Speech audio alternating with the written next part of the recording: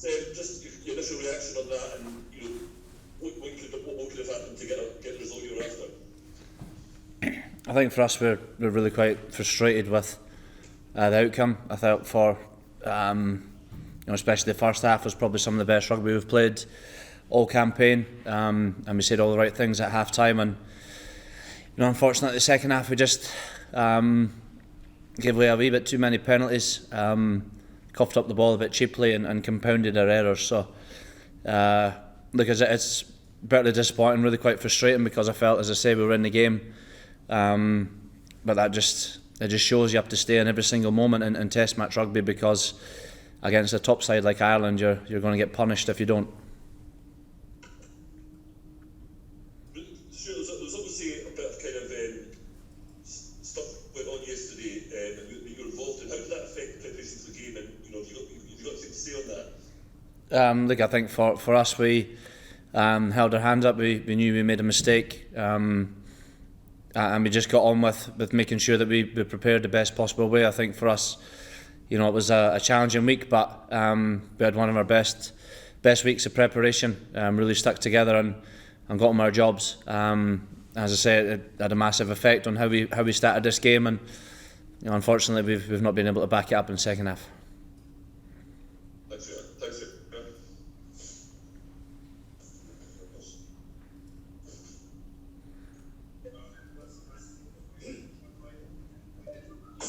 Next question, please.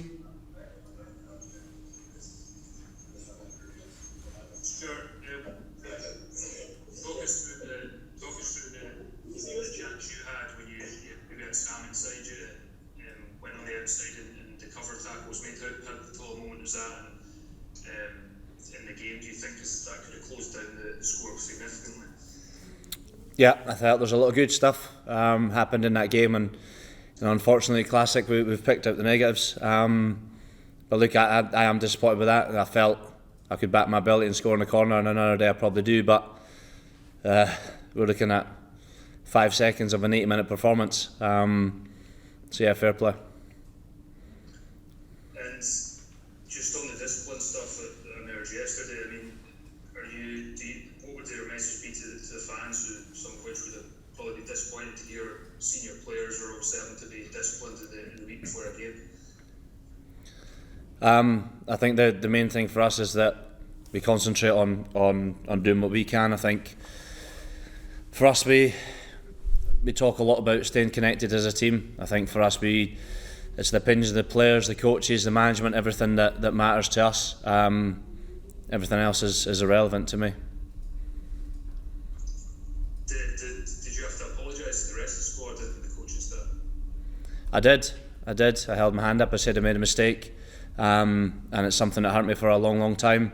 But yeah, I felt today we played some good rugby at times, and it made for a good game. I think the first 40 minutes, as I say, was some of the best rugby we've played. So yeah, we'll probably concentrate on that.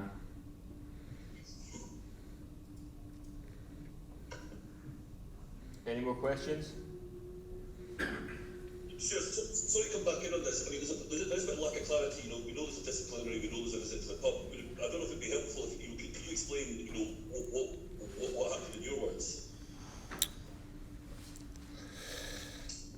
What's out there is out there. I think for us, we'll just remain everything that we want to remain in house. I think for us, if we're concentrating on that, then we've just put on a fairly good performance that we're proud of, large majority of that game, and we've talked a lot about building towards the summer tour and autumn internationals. So that's all we're focused on.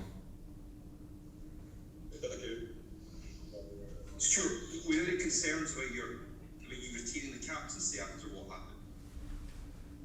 happened? Look, I don't know how many times I'm going to say that I apologise and put my hand up. I knew I made a mistake.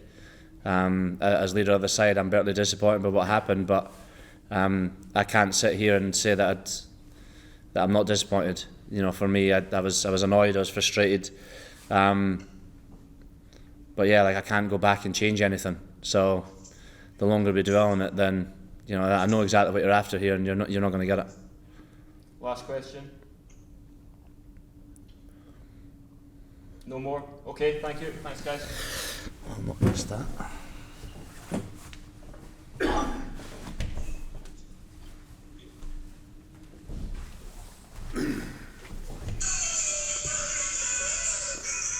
Can everyone please put themselves on mute? Was that my walking music? Stevie, me. Alright, we'll start the second part of the press conference with Gregor. Once again, it's all in. If we can have the first question. Thank you.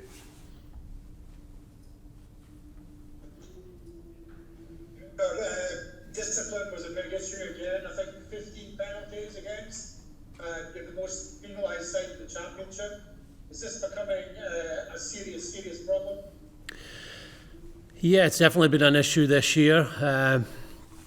And discipline, I suppose, is not just one thing. It could be, I think in the France game, it was a lot of our attack that we were giving away penalties around the Jackal area. Today, there's probably a mix. When opposition have you under pressure in the 22, that's where you're going to give more penalties up. So probably addressing that would help us a lot, not allowing teams into our 22.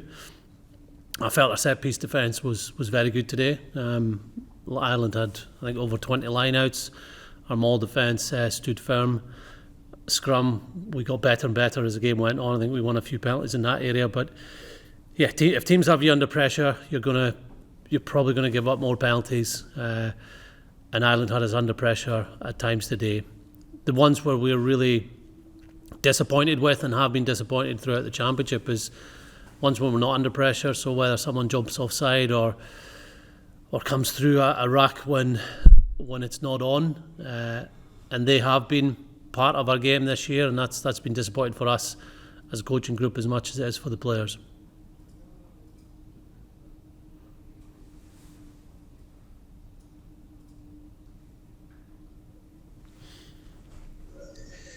Gregor, how disappointed were you that the build-up to such an important game was overshadowed by off-field discipline issues? And did you feel let down by those senior players? Well, you're disappointed with a number of things when you're involved in a sporting team, and that could be things that you do as a coach,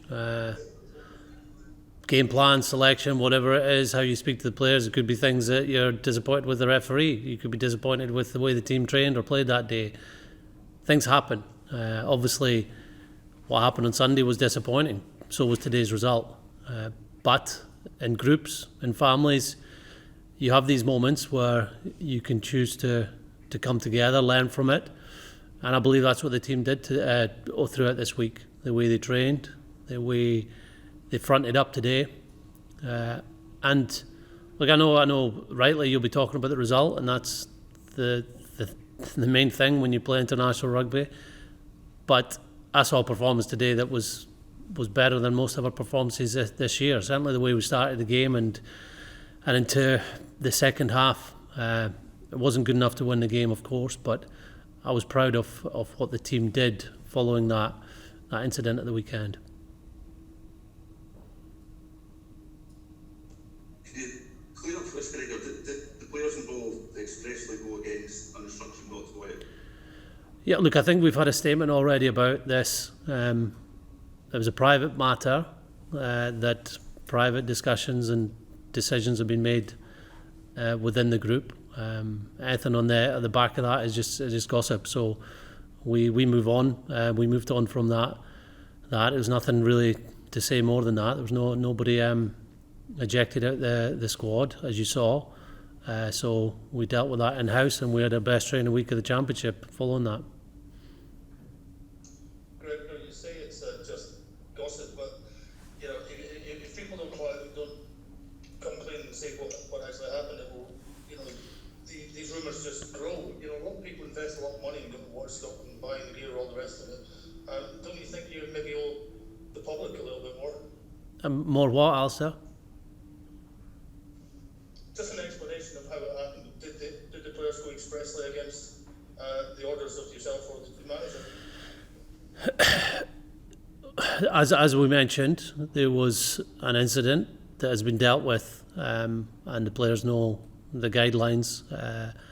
And as Stuart mentioned there, he obviously apologised to the group. So that's all I'm going to say on it. I think going into details about something that happened within our group can be a long story.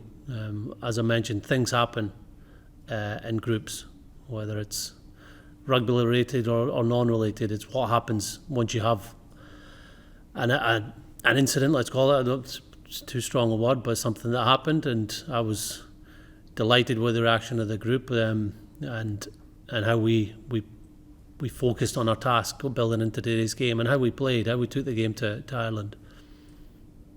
Final questions? Okay. How has this affected your relationship with Stuart Hogg? Fine, I think if you want a relationship with someone and it's all above the surface and nothing bad happens, and whether you've done something bad or the opposite or the person you're working with, then it's not going to be that close a relationship. But if you can have one-on-one conversations over certain subjects that are tough to have, then you're going to have a closer relationship in the long term. I don't think anybody's asked me a question about the game apart from Steve. So it's up to you if you want to ask any more questions about the rugby. Can I ask how do you think Blair went in his, well, it's not his first start, but how did he go at 10? Yeah, I thought he played very well. He was a real threat with his passing game, his running game. In that first half, we were finding space. We were putting Ireland under pressure. I thought he defended well too. He was unlucky. He had one really good kick that Darcy got penalised for, which we felt was a block by Ireland, but we didn't get that decision. So yeah, for a first Test match, first Six Nations match at 10 against such a good side, I thought he played very well. Gregor, what are your overall reflections on the tournament? Yeah, disappointed. Obviously, we as coaches will look more at the performances and the fundamentals of our performances. Yes, we'll look at the results, and that's what we're here to deliver, and we didn't deliver the results, but the performances weren't good enough in the Wales game in particular, and that was the most disappointing aspect, that we had an opportunity going down to Wales and we weren't accurate enough. And following that, we had some very good moments against France, but they were the better team on the day. Likewise today, Italy was a good bounce back, but we obviously didn't get the wins either side of that Italy game. Last question, please. Gregor, you obviously had the aim of trying to be in the mix for the title come the final day. You've fallen short, as we mentioned, the discipline issues kind of on and off the pitch last week. Do you still believe that this group has the mentality to compete week in, week out, and actually be in a position to win championships, or at least go into the final weekend with a chance? Yeah, that's a good question, and we'll have to see. We'll get a real challenge in the summer. We go away from home and we go to Argentina. We got some outstanding teams coming to visit us in November, and those are ultimately the ways we prepare to be more competitive in the next Six Nations. It's such a strong tournament now, the Six Nations. France have won every game they've played this season. Ireland have won every game apart from the game they played in Paris. So there's two of the best teams in the world, and they're in our competition, never mind Wales, England and Italy. So yeah, we have to be better to be competitive. We'll go in next year with the same mindset and same ambitions and same expectations that we have had, not just this year but last year and the years before. We go into tournaments believing in our group and believing we can be a match for anybody, and we weren't good enough this year. That's obvious, and we'll have to reflect on that and build towards the summer and then build towards November again.